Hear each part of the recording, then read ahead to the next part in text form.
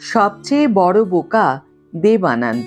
Screen অ্যাওয়ার্ডসে বিধু বিনোদ চোপড়ার এই মন্তব্যে চমকে গিয়েছিলেন সবাই। Hi everyone, welcome back to my channel Anjana entertainer. বন্ধুরা, তোমাদের সকলকে আমার এই ছোট্ট ইউটিউব চ্যানেলে স্বাগত জানাই। 2010 সালের স্টার স্ক্রিন অ্যাওয়ার্ডসের মঞ্চে বলিউড পেয়েছিল এক অন্যরকম সন্ধ্যা।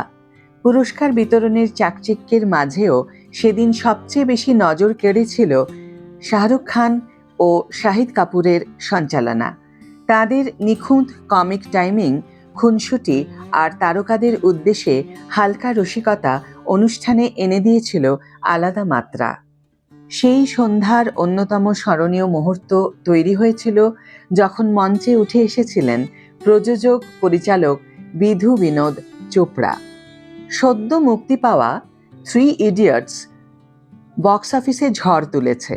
ছবির সাফল্যে উচ্ছ্বসিত বিধুকে ঘিরেই শুরু হয়েছিল শাহরুখ ও শাহিদের মজার আড্ডা।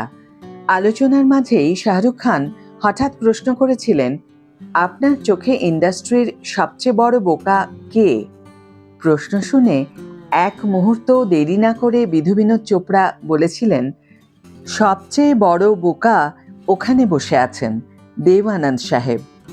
কারণ উনি সারা জীবন শুধু সেই ছবিগুলোই বানিয়েছেন যেগুলোতে তিনি সত্যিই বিশ্বাস করতেন।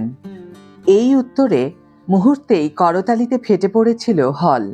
শাহরুখ ও শাহিদ দুজনেই দেবানন্দের কাছে গিয়ে তাকে শুভেচ্ছা জানিয়েছিলেন। হাতে মাইক নিয়ে কিংবদন্তি অভিনেতা তখন বিনয়ের সুরে বলেছিলেন, আমি এখনও আপনাদের মতো তরুণ অভিনেতা, পরিচালক ও লেখকদের সঙ্গে প্রতিযোগিতা করার চেষ্টা করছিলাম। সফল হয়েছে কিনা জানি না, তবে নিজের সেরাটা দিয়েছিলাম। এরপর কথোপকথন ঘুরে গিয়েছিল 3 ইডিয়টসের প্রচারের সময় ঘটে যাওয়া এক বিতর্কের দিকে। শাহরুখ মজা করে জানতে চেয়েছিলেন ছবির মুক্তির সময় কোনো বোকামি করেছিলেন কিনা বিধু। পরিচালক তখন হেসে স্বীকার করেছিলেন, আমি সংবাদ মাধ্যমের সামনে রেগে গিয়ে চিৎকার করেছিলাম। সঙ্গে সঙ্গেই শাহরুখ খুনসুটির সুরে বলেছিলেন, আপনি তো সবসময়ই এটা করতেন। মঞ্চে হাসির রোল আরও বেড়ে গিয়েছিল যখন শাহিদ কাপুর পরিচালক ইমতিয়াজ আলীকে লাভ আজকাল নিয়ে প্রশ্ন করেছিলেন। ঋষি কাপুরের তরুণ বয়সে কিভাবে সাইফ আলী খানকে দেখানো হয়েছিল সেই যুক্তি নিয়েই শুরু হয়েছিল মজার ঠাট্টা। ইমতিয়াজ আলী তখন মজা করেই জানিয়েছিলেন, বাজেট বাঁচাতেই নাকি সাইফকে দুটো চরিত্রে রাখা হয়েছিল। শাহরুখ সঙ্গে সঙ্গে বলে উঠেছিলেন, এক দামে দুটো চরিত্র, আর তাতেই আবারও হেসে উঠেছিল গোটা অডিটোরিয়াম। এই ছিল 2010 সালের স্টার স্ক্রিন অ্যাওয়ার্ডসের মঞ্চে কাটানো সেই সন্ধ্যার ছোট্ট একটা বিবরণ।